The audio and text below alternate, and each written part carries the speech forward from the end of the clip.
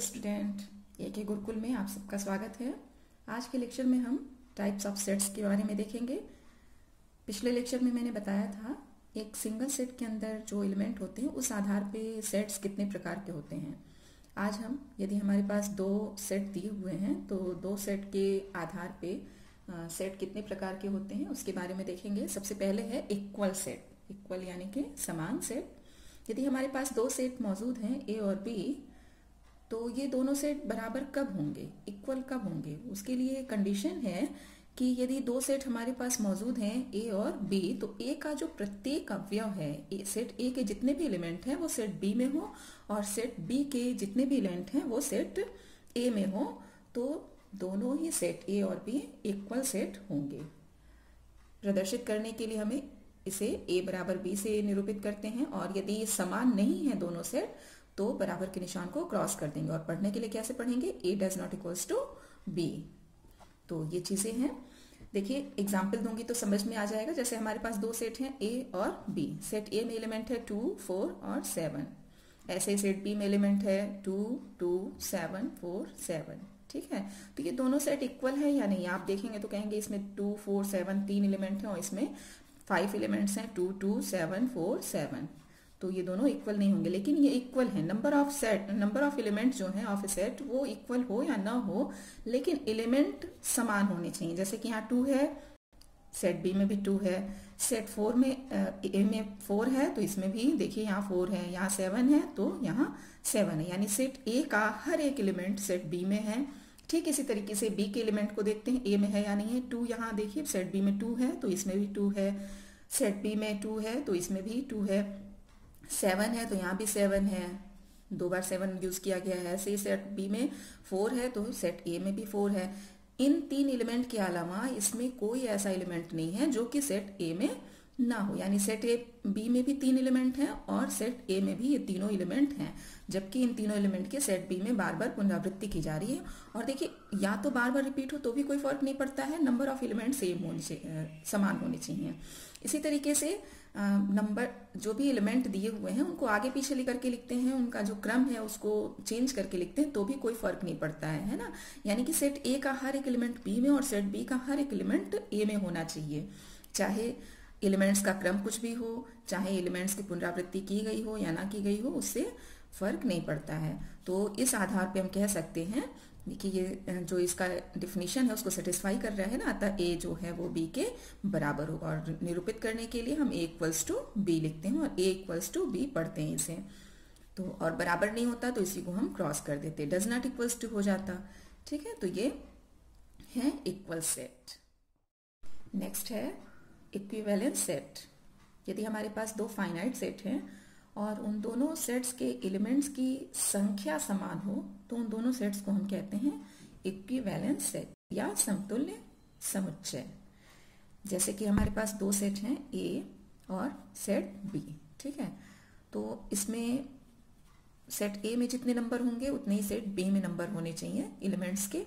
तो ये दोनों सेट आपस में समतुल्य होंगे, नहीं तो समतुल्य नहीं होंगे। ठीक है, डिफिनीशन में भी यही बात कही गई, यदि दो परिमित समुच्चयों में अवयवों की संख्या समान हो तो उसे सतुल्य समुच्चय कहते हैं। इसी को हम लिखने के लिए इस तरीके से लिख सकते हैं कि ए में अवयवों की संख्या बराबर बी में अवयवों की संख्या। यदि इस तरीके का कोई सेट दो दिया हुआ हो तो ये दोनों सेट आपस में इक्विवेलेंस होंगे।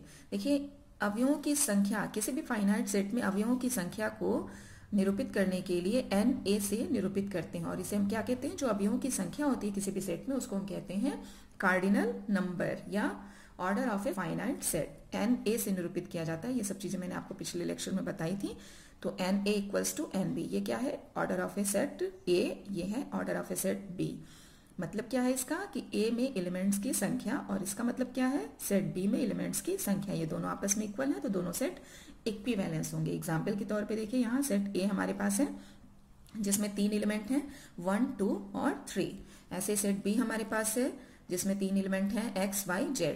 देखिए आप देख रहे होंगे सेट ए में एलिमेंट्स जो हैं वो अलग हैं और सेट बी में एलिमेंट्स अलग हैं। यदि इन दोनों सेटों को देखें तो इक्वल सेट के आधार पे ये दोनों सेट इक्वल नहीं होंगे, क्योंकि यहाँ 1 है तो इसमें 1 नहीं है, इसमें 2 है तो इसमें 2 नहीं है। इक्वल सेट के डिफिनेशन के आधार पे ये इक्वल नहीं है, लेकिन इक्विवेलेंस सेट के आधार पे ये इक्विवेलेंस सेट है, क्योंकि इसमें जो नंबर है, एलिमेंट्स की संख्या जो है वो 3 है और इसमें भी एलिमेंट्स की संख्या 3 है। तो इस आधार पे ये जो सेट है दोनों ए और बी ये समतुल्य होंगे। लिखने के लिए कैसे लिख सकते हैं कि ए बराबर इतना दिया हुआ है तो हम कह सकते हैं तो एन ए बराबर क्या होगा, एन बी। ये दोनों ही आपस में बराबर होंगे। किसके बराबर है, 3 के बराबर है। अतः क्या कह सकते हैं हम, अतः ए और बी ये दोनों कैसे हैं, समतुल्य समुच्चय हैं, समतुल्य समुच्चय हैं। ठीक है, तो ये है समतुल्य समुच्चय। नेक्स्ट है असंयुक्त समुच्चय या डिसजॉइंट सेट। यदि हमारे पास दो समुच्चय हो या दो से अधिक समुच्चय हो और उनमें कोई भी एलिमेंट कॉमन ना हो तो ऐसे समुच्चय को हम कहते हैं असंयुक्त समुच्चय या डिसजॉइंट सेट। ठीक है, इसके मतलब ये है कि जो भी समुच्चय हमें दिए हुए हैं हमारे पास हैं उनमें कोई भी एलिमेंट जो है वो कॉमन नहीं होना चाहिए, सारे एलिमेंट अलग अलग होने चाहिए।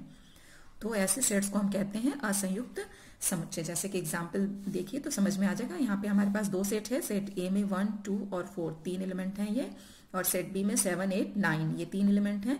तो आप देख रहे होंगे सेट ए में 1 है, 2 है, 4 है, ये तीनों बिल्कुल अलग हैं, और सेट बी में ए से बिल्कुल अलग एलिमेंट हैं 7, 8, 9।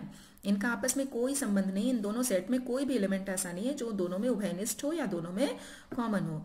तो ऐसे सेट्स को हम कहते हैं असंयुक्त समुच्चय या डिसजॉइंट सेट। इसको विसंघीय समुच्चय भी कहा जाता है। तो नाम याद रखिएगा, विसंघीय समुच्चय, असंयुक्त समुच्चय या डिसजॉइंट सेट सब एक ही समुच्चय के विभिन्न नाम हैं। तो ये है असंयुक्त समुच्चय। संयुक्त समुच्चय, असंयुक्त समुच्चय का ठीक अपोजिट डिफिनीशन है संयुक्त समुच्चय की। संयुक्त समुच्चय में दो या दो से अधिक समुच्चय हैं जिनमें कि कोई भी अवयव उभयनिष्ठ होता है।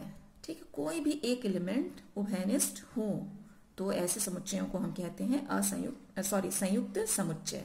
यानी कि हमारे पास जो भी ये समुच्चय दिए हुए हैं उनमें कम से कम हर सेट में कम से कम एक एलिमेंट जो है वो कॉमन हो, तो ऐसे समुच्चय को हम कहते हैं संयुक्त समुच्चय। जैसे कि एग्जांपल देखिए, सेट ए हमारे पास यहाँ पे तीन एलिमेंट हैं 2, 4 और 6। ऐसे सेट बी है हमारे पास जिसमें तीन एलिमेंट हैं 4, 2 और 1, ये तीन एलिमेंट हैं। अब इसमें आप देख रहे होंगे यहाँ सेट ए में 2 और 4 जो दो एलिमेंट हैं वही दोनों एलिमेंट सेट बी में भी आ रहे हैं 2 और 4, यानी कि सेट 2 और 4 जो है सेट ए में भी है और 2 और 4 सेट बी में भी है। यानी कि ये दो एलिमेंट ऐसे हैं 2 और 4 जो कि दोनों ही सेट्स में कॉमन है, इसलिए ये दोनों ही सेट आपस में क्या होंगे, ज्वाइंट सेट होंगे या संयुक्त समुच्चय होंगे। तो ऐसे सेट्स जितने भी हों, दो से अधिक हों, जिनमें कि कॉमन एलिमेंट हों, कम से कम एक एलिमेंट कॉमन हो सेटों में, तो ऐसे सेट्स को हम कहते हैं संयुक्त समुच्चय या ज्वाइंट सेट।